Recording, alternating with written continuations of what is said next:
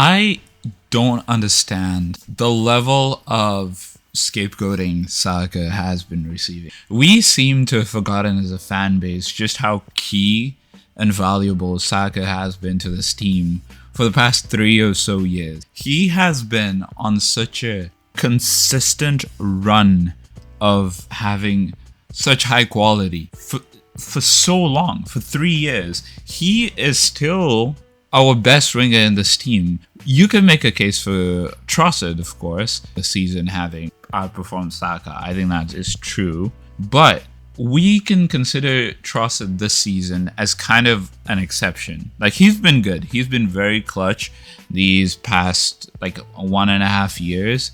He's been very clutch. But Saka has been on this same level of top quality for so long, to the point where we just undermine that. We have sort of overlooking what we have, and it really baffles me that we have chosen to scapegoat him. Like, yes, you can make a case for we had a bit of an over-reliance on our right side these past days. It was always Saka, White, Odegaard.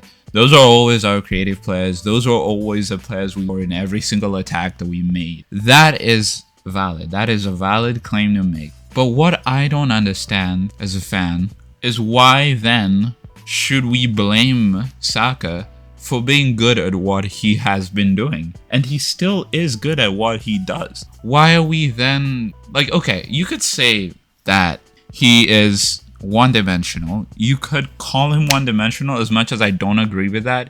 You could call him one-dimensional. You could say, oh, all he ever does is cuts back inside and tries to dribble through and get a shot across. That is what he does. That is his specialty. But watching his games in these past 3 years, I could say for a certain fact, he hasn't really dropped in the aspect of dribbling. He's still, if not one of the best dribblers in this team, if not for maybe Jesus. You can make a claim for Gabriel Jesus that he is, a better dribbler than Saka. But with Saka, when I see Saka on the ball, anytime Saka has a ball on his feet, there's no player I have more confidence in than in Saka to never lose the ball. He just has a magnetic effect with the ball and his feet. It just never leaves his feet. And I feel like we have overlooked his dribbling capabilities. The guy is still a really good dribbler. Now, whether or not his final decision making can be criticized, whether, he could choose to look for a pass instead of a shot, I think even I would criticize that. I would say, there's some positions where he goes for a shot that is maybe a shot, and some of those shots it was never really going to really result in anything. And I think there's an aspect of criticism you can have for that. You could say that maybe he should tone down on just blind shots. I don't think he should completely cut out shots from his game. He's still a prolific goal scorer on his day. I just think that maybe he needs to work out those angles just a little bit tighter and to look for those passes a little bit more than he currently does. What I still don't accept as criticism of him is the fact that we have, if you look at the game yesterday, you could say that Gyökeres had, there was a point that Gyökeres was looking for first time pass, which was first time cross from Saka, that Saka didn't make. He instead chose to cut inside and then look for the overlap around White, which I don't understand why we're criticizing. That has always been our game plan. With how heavily marked Saka usually is, Arteta usually prefers to instruct White to make the run and that's why White and Saka have such a telepathic play that even yesterday we got to really see the best of, is those two and the way they decide between each other when to make the overlapping run, when to pass, when to really dictate those plays on the right. I don't think we should be criticizing that. Yesterday we saw that it worked. Who assisted Gyökeres? It was White.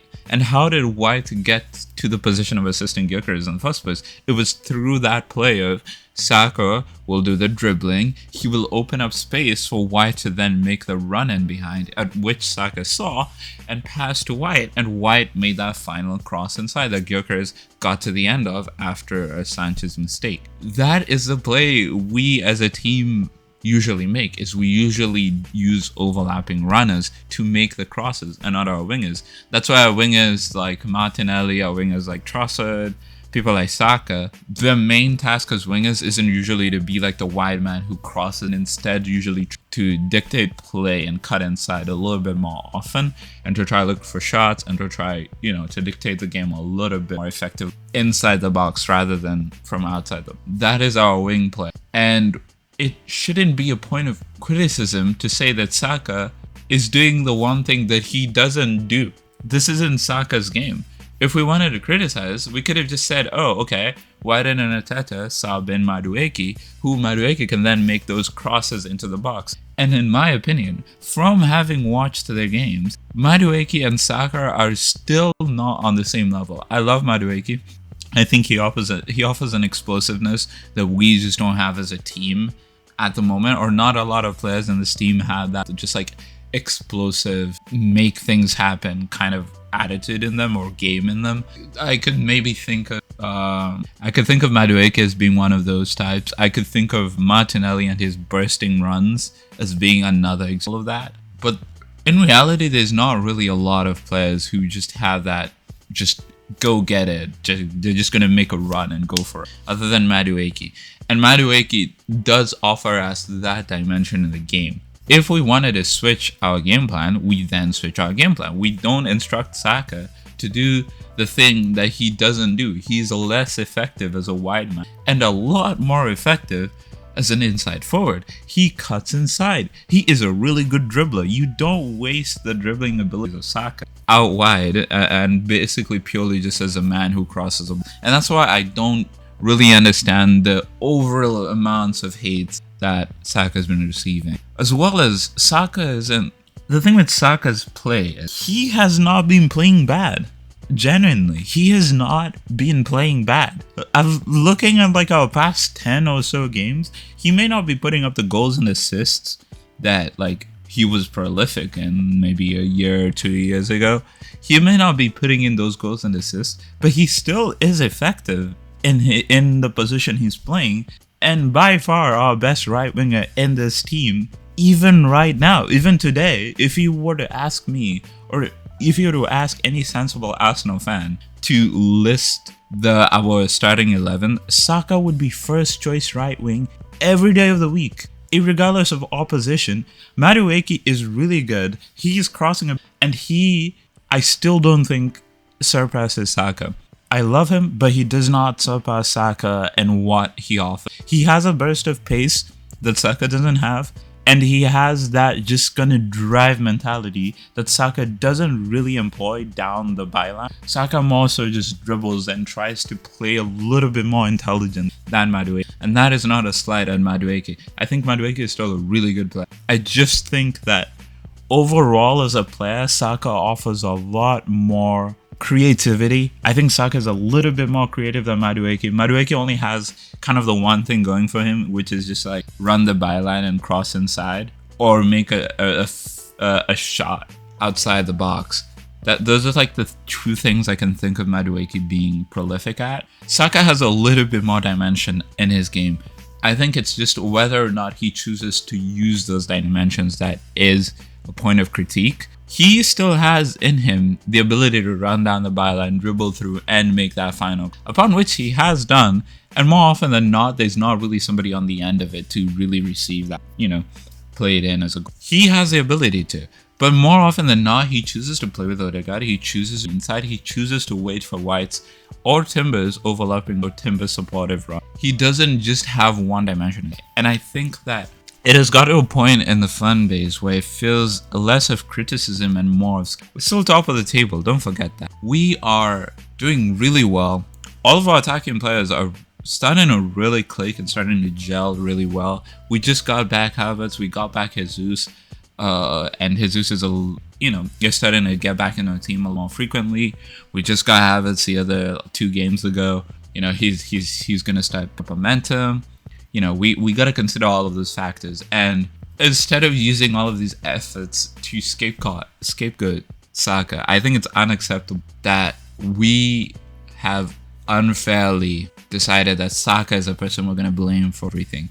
If Gyökeres if Gyökeres doesn't have a banging game, if he doesn't score, it's less so about his positioning or about, you know, his technical ability or just like our general tactic as a team. But instead, what majority of the fan base has decided to do is, instead of all of those things being a factor, it's Saka, the person who's been consistently good in this team for the past 3-4 years. He is the problem. Despite still being good and still being very good and very key in this team, he is a problem, regardless of all of that.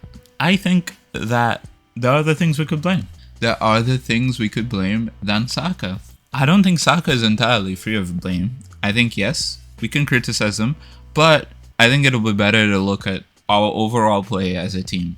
We got to look at our overall ability to move the ball up. Our speed in which we move the ball up the pitch isn't really suited for Gyökeres, and I think we have to look at that. We have to look at our general tactics as a team, maybe more of a contributing factor than one or two being bad or not making A, B, C.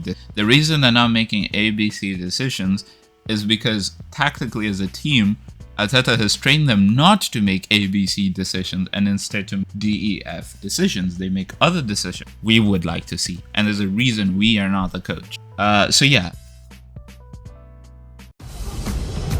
London's home for me. I've grown up here, diverse city. I really love living here. Are Arsenal London's team? Definitely think it's the biggest team in London. It's my opinion. Fight me if you want, I don't care.